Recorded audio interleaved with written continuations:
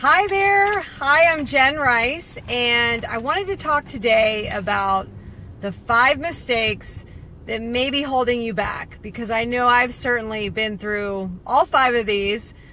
So let's just jump in. I know you saw the quote at the beginning of this live, which was, you kill the dream when you kill the butterflies. And I really believe that's true, because often the things that we do that we're most uncomfortable doing initially turn out to be pretty amazing things. But, we don't always know that when we start. And if you're anything like me, you might be waiting for the perfect time, which is the first mistake that a lot of us make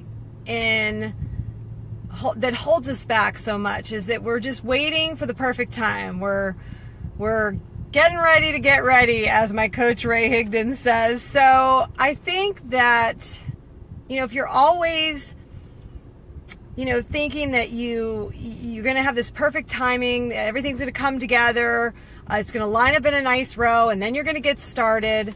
It's just, there is no such thing as a perfect time. And so if you just go ahead and do it, whether you feel 100% ready or not. And this can be whether it's starting a new business, starting a new eating program, starting a new workout regimen. Maybe you're thinking of moving somewhere. Maybe you're thinking of a new job or switching within your own career. All of these things, we can be held back by waiting till we're ready, like that everything's in line, right? So the second thing, and I know I'm definitely guilty of this, is assuming you know how things will turn out. So, I'm not going to do that because it probably won't work out. It'll, it won't go very well, or it'll turn out badly. So you're assuming that it's already not going to go well, so you don't even want to step out to try it. And basically what I've found is that, life rewards us when we're encouraged. So if you're acting with courage, you're likely going to get rewarded, even though it's super uncomfortable, right? So the third thing, and this happens to me a lot, is listening to a negative voice in my head. So this can really hold you back. If you're kind of listening to these negative thoughts, you're not really sure, you're kind of thinking that they might be right, because it's usually the ego or something trying to protect you, right? So, if you can step out into things that make you uncomfortable, actually those negative voices are going to get even louder. So I'll give you a good example of this. So last week I was online and I saw this symposium. It's an integrative health symposium, and it's in Midtown Manhattan this Wednesday, Thursday, and Friday. And I found this last week online, and my self-talk started going, "Oh, you're not ready to go." Because, I haven't really studied integrative medicine, although I've been a patient in there and I'm very interested in it. And I've been living kind of an anti-inflammatory lifestyle. I thought, no, I'm not ready to go. I don't know enough yet. I haven't done any sort of official courses as a PA. I probably won't understand everything they're talking about. And then there was some negative self-talk too of I bet the fares are really high and the hotel is full, and all these things I hadn't even checked.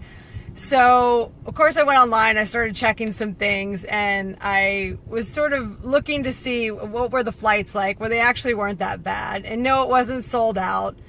And it didn't matter that I didn't have all the expertise already, because that's what a seminar is for you to learn from other people. So I'm happy to report that despite all the things that usually hold me back, I was able to push through those, and I'm headed to New York on Wednesday to go to the symposium, which will be really awesome.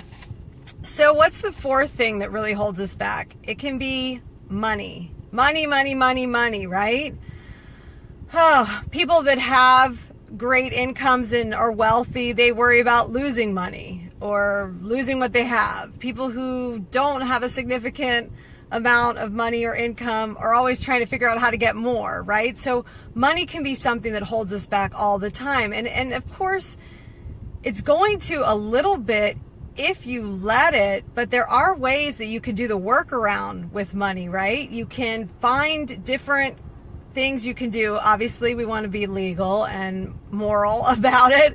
But there are things you could do and get creative to get that money coming to allow you to start the thing that you want to start or to do the thing that you want to do, right? So, you know, I think that you can't let the worry of money stop you. It's something that you obviously have to think about, but then maybe work on a workaround. How can I get the money I need to make this happen? And start looking into those things instead of saying, oh, I just can't because of X, Y, Z. So the fifth thing and the last one, the last mistake that may be holding you back, and this is such a big one for me, and actually a few of my my partners in business will agree with me, that thinking you need to be ready or perfect or the best before you're starting something new. So, you know, we're so guilty of this. If you're kind of a perfectionist, or, you know, I never really necessarily consider myself a type A personality, but I guess I like to just be right and in control. So whatever that means. I think that you can't wait to be the best and you can't wait to be perfect to do something, because then, as like I was saying, my business coach will say, Reagan will say, if you're great and you waited till you were great to do something, then you waited too long to even do it. So I think that's such an important factor that a lot of us take when we're a professional in a certain field, let's say, and then we go and we do something new, maybe different, or we start something new. Maybe it's even a certain hobby, or we decided we're going to, you know, now get into marathon running, or we want to host retreats, or whatever it might be. If you're really good at what you already do as a profession, and then you want to you're kind of stepping out of your comfort zone there and doing something new, you have this sense that, oh, you know, I got to wait because I want to be really good at this. Meanwhile, you know, that's the reason why you just need to get started. So, you know, I don't know if you guys can relate to these 5 things that hold you back, but just to go through just real quickly is waiting for the perfect time, assuming you know how things are going to turn out, listening to the negative voices in your head, money, and then thinking you need to be ready, perfect, or the best already.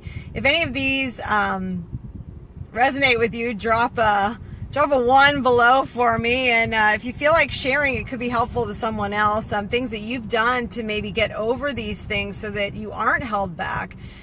And I'm so excited to be going to New York on Wednesday. I'm, of course, nervous. I have some butterflies of going to this symposium because, I mean, I don't know anyone going. I actually don't know anyone, you know, going. But I'm going, and I want to see what happens. And I'm excited to discover a new area of medicine and a new way of practicing.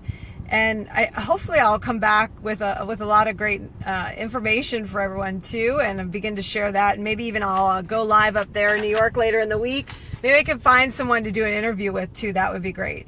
So I hope you guys are having a great Monday, and thanks so much. I've seen you guys jumping on. I appreciate you being here. And if you like my content, you can go over to Jenn Rice International, which is my Facebook page. And if you want to like that page, there's more content over there, and I'll probably be popping in blog posts and that similar to the content that you see here. So I hope you guys have a great week. Talk to you soon.